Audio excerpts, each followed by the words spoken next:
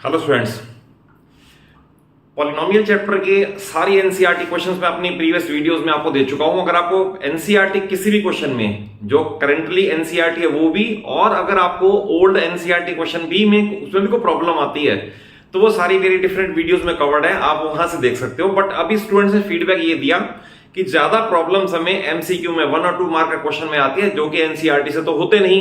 तो मैं आपको ये कहना चाहूंगा कि आप ये समझ लें कि वो सारे क्वेश्चन कॉन्सेप्ट बेस्ड है, और मेरी हर वीडियो में टेंडेंसी यही रहती है कि आपको चैप्टर सारा जो भी टॉपिक है वो कॉन्सेप्ट वाइज समझाया जाए, सो दैट आपको नई सिचुएशन फेस करने में प्रॉब्लम ना हो। तो उसी के कंटिन्यूएशन में इस वीडियो में आपको पॉलिनोमियल के मैं इंपॉर्टेंट एमसीक्यू दे रहा हूं और उनका आपको बेसिक भी बता के चलूंगा, सो दैट आपको नई सिचुएशन फेस करने में प्रॉब्लम ना आए। क्वेश्चन नंबर 1 में find zeros of zero of polynomial. तो देखिए इसमें आपको पता है एनसीईआरटी में भी दे रखा है, जो भी जीरो फाइंड करनी है इज इक्वल जीरो पुट कर दो। उसके बाद इंपॉर्टेंट ये है कि ट्रांसपोजिशन का रूल्स पता हो। जैसे मैंने एक क्वेश्चन क्रिएट कर दिया, यह है ax plus B upon C is equal to zero. Remember first of all पहले ये टर्म उधर जाएगी, साइन चेंज करेगी, तो I can write ax is equal to minus B by C first of all. Then a यहां पर coefficient multiplied है, इधर आके डिवाइड हो जाएगा, और x is equal to minus B by C A is the zero of polynomial. और आपको बता दो इसके अंदर अगर कोई और भी डिफिकल्ट केस आ जाए जीरोस वाले में तो आप वेरीफाई भी कर सकते हो। जैसे इस केस में अगर हमें करना है वेरिफिकेशन कि क्या ये वैल्यू ठीक है या नहीं, तो यस वी कैन वेरीफाई। तो आपने पॉलिनोमियल में जो भी वैल्यू आई वो पुट कर दें और देखो जीरो बन भी रहा है कि नहीं बन रहा। जैसे ये पॉलिनोमियल था तो मैंने लिखा a इंटू एक्स है, उसकी वैल्यू आई है मेरे पास minus B by C as it is plus B by C as it is. तो आप ध्यान से देखोगे तो a से यहां कट रहा है, बाकी क्या बचा माइनस बी बाय सी और माइनस बी बाय सी और प्लस सी बी बाय सी। तो जितना प्लस है उतना माइनस, तो ये हो गया, इसका मतलब वेरीफाई भी हो सकता है। तो आप कोई सा भी जीरोस वाला क्वेश्चन आए तो आप उसको वेरीफाई भी कर सकते हो कि ठीक है भी या नहीं। नेक्स्ट देखिए ये क्वेश्चन है कि क्या ये पॉलिनोमियल है या नहीं। तो इसके लिए सबसे पहले तो आपको पॉलिनोमियल की डेफिनेशन पता होनी चाहिए, जो कि बहुत सारे स्टूडेंट को नहीं पता होती या गलत पता होती है। तो आप ये समझ लें, अगर सारे वेरिएबल्स जितने भी हैं, ऑब्वियस है वन वेरिएबल ही होगा, वेरिएबल्स की सारी पावर्स नॉन नेगेटिव इंटीजर्स हों, याद रखना नॉन नेगेटिव इंटीजर्स, या इसे क्या कह सकते हैं होल नंबर्स। आप इतना ही याद कर लो, अगर पावर होल नंबर में होगी तो ये पॉलिनोमियल है, फ्रैक्शन हो तो भी नहीं चलेगा, नेगेटिव हो तो भी नहीं चलेगा। इतना माइंड में सेट कर लो, सारे क्वेश्चन हो जाएंगे। और सबसे पहले जो क्वेश्चन दे रखा है उसे सिंप्लीफाई भी करना होता है। जैसे अपेरेंटली आप कहो 3/2, आप कह दोगे नो, x की पावर हाफ आप कह दोगे नो, तो ये गलत है, पहले सिंप्लीफाई किया जाएगा इसको। तो it will be x cube plus 3 into ये x की पावर 3/2, और ये बेस सेम है और डिवीजन का केस है, पावर ऊपर जाके सब्ट्रैक्ट हो जाएगी, तो -1/2। तो दैट इज, अगर ऐसा होता है ना हमारे पास x rays power m upon x rays power n, तो I can right x rays power m minus n।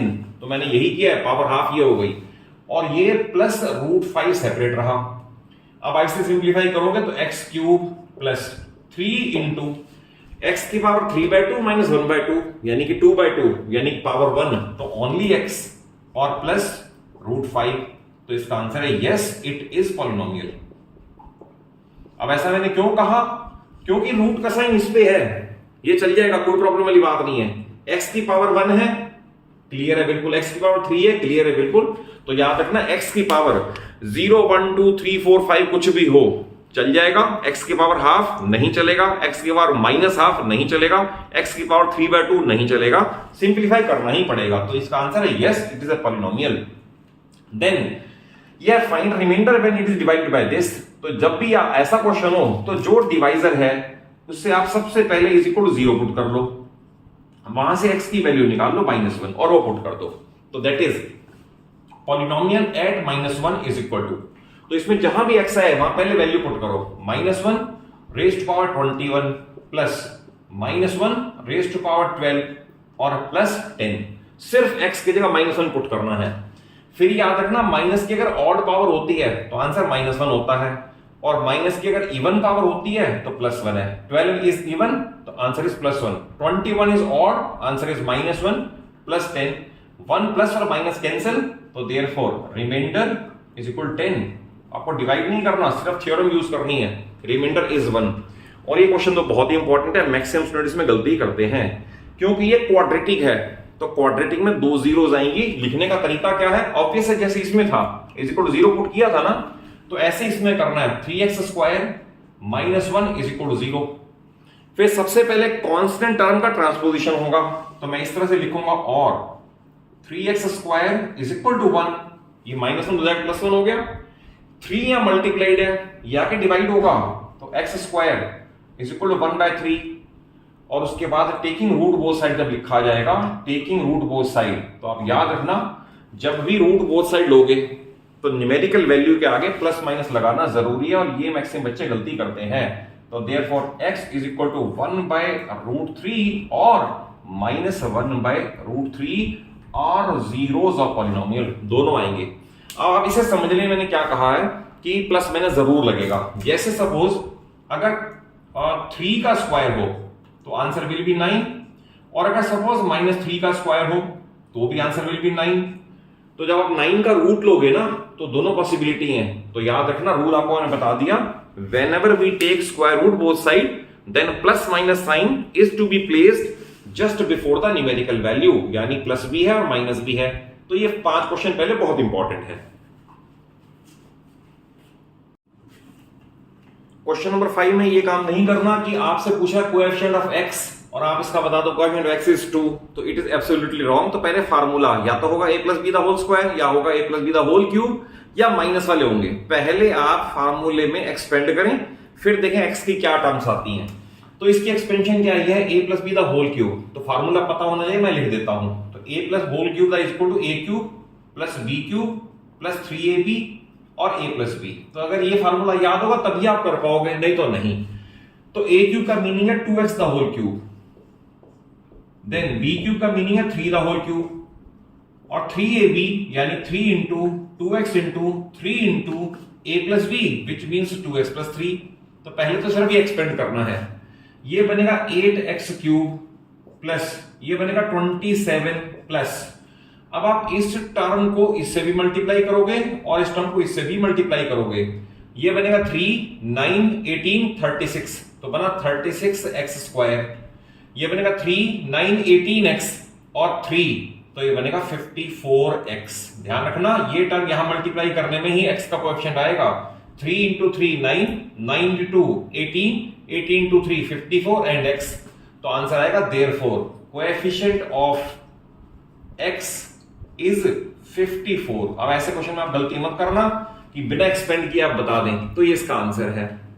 देखिए इस क्वेश्चन में बहुत सारे बच्चे गलती करते हैं। क्वेश्चन है what is degree of polynomial, तो आप डिग्री देख के बोल दो कि डिग्री मींस हाईएस्ट डिग्री, आप कह दोगे 3, तो नहीं, ये गलत है। तो ये जो 2x है ना, it is the common denominator to all. तो पहले कॉमन डिनोमिनेटर के कॉन्सेप्ट से ये इसके अपॉन भी लिखोगे, इसके अपॉन भी, इसके अपॉन भी, तब जो पॉलिनोमियल आएगा वो आपको रिजल्ट देगा। जैसे ये लिखा जाएगा इस तरह से 6x cube upon 2x minus 5x square upon 2x plus 3x upon 2x, पहले लिखना जरूरी है। इसे सिंप्लीफाई करोगे तो ये बनेगा कट करके 3 और बनेगा x स्क्वायर, तो ये बनेगा 3x स्क्वायर, लाइक बस ये x कैंसिल होगा तो माइनस 5/2x क्योंकि ये कैंसिल हो गया, और प्लस ये x से x कैंसिल हो गया 3/2। आपने इसमें से कोएफिशिएंट नहीं ढूंढना, कोएफिशिएंट यहां से ढूंढना, या कई बार पूछता है what is the independent term without x वाली, तो आपने डायरेक्ट ऐसे नहीं कहना, यहां से पता चलेगा। तो इस केस में पूछा what is degree, degree means highest degree, तो आंसर आएगा देयरफॉर डिग्री इज 2। है ये छोटे क्वेश्चन, बट अगर आपको कॉन्सेप्ट समझ आएगा तभी आप कर पाओगे, नहीं तो नहीं कर सकते। नेक्स्ट ये फैक्टराइज। देखो इसके अंदर भी एक टेक्निकल स्टेप है, आप पहले इस माइनस को एडजस्ट करके, जैसे ही बनेगा 1 plus 2ab minus a square minus b square कर दो, दोनों हो गए माइनस। इसके बाद a square b square 2ab ये फार्मूले में जा सकते हैं, तो I can write it in this manner 1 as it is. अब इनमें से माइनस कॉमन ले लो और अंदर लिख दो a square plus b square minus 2ab। देखो ध्यान से कैसे किया, 1 एज इट इज, दोनों माइनस वाले प्लस कर दिए, प्लस वाला माइनस कर दिया by taking minus as common. और अगले स्टेप में इसे लिखोगे 1 means 1 the whole square, minus, और ये है a minus b the whole square.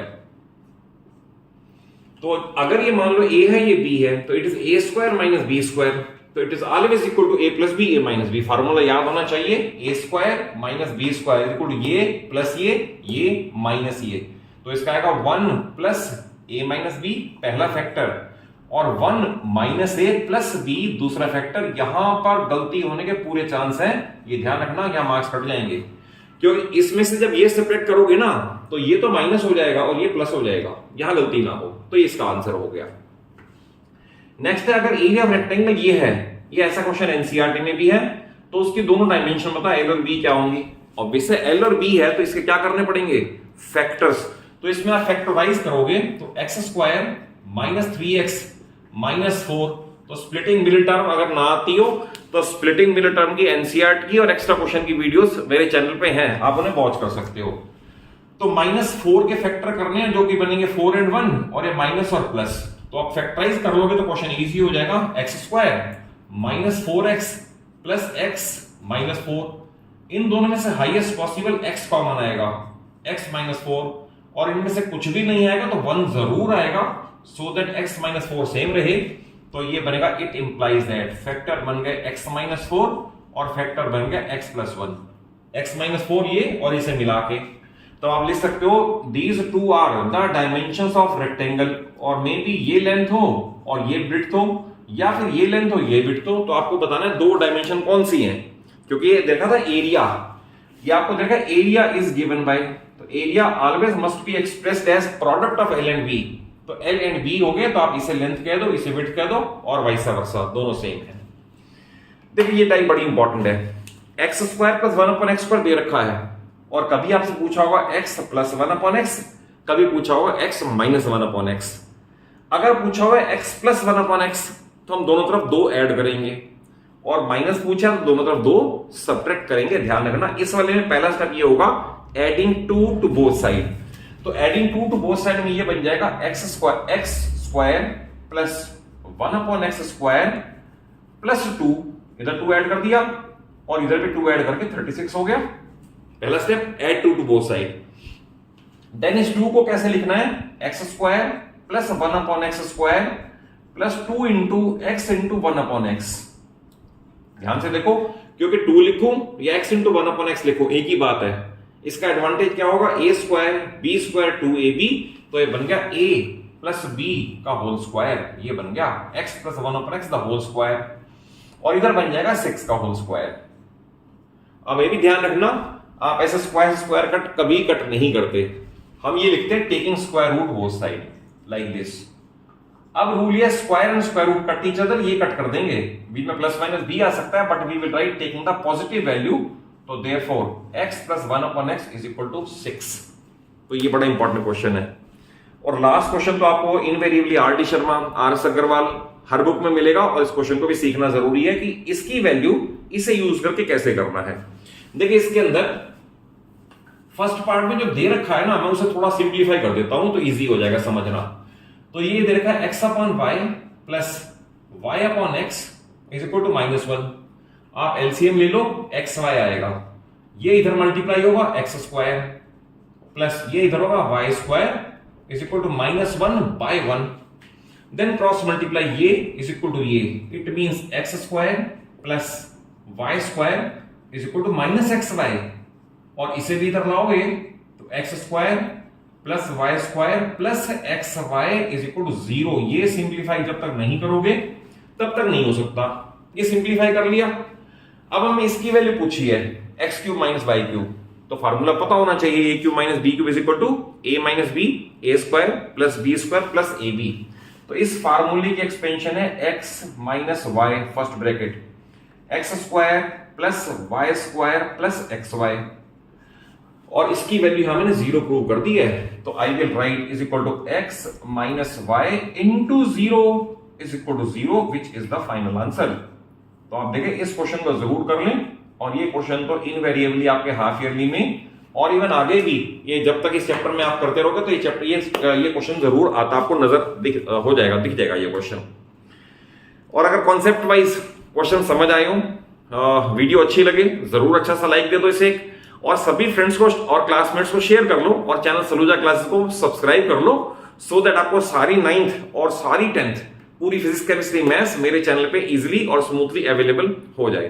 Thank you for watching the video.